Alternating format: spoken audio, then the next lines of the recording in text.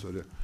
And on Moldova, the president of the country visited Brussels a couple of days ago and made a few statements to the effect that he, as president, is ready to support the abrogation of their association agreement with the EU. He says that the situation in the economy and in the country in general has actually deteriorated with that agreement.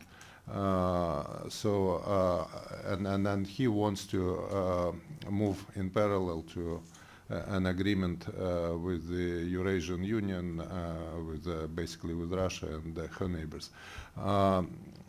Two questions. First, is the IMF aware of these assessments? Does the IMF agree in terms of and the IMF obviously has a program with Moldova. So do you agree with the assessment that life is getting worse, not better, under this agreement? And secondly, how can it impact the IMF program with Moldova? You know, it's clearly a sovereign matter in terms of which, you know, agreements and regional frameworks into which countries enter. So it's that's a sovereign matter. We have said that we think economic integration has been an important contributing factor to growth and prosperity in many countries. The Moldova Association Agreement with the EU, to which you refer, you know, has been in place for a relatively short time, I think since mid-2014. And there were a lot of different factors at play in terms of the economic impact on Moldova, both domestic and external, that I think complicate an assessment of its benefits. On the IMF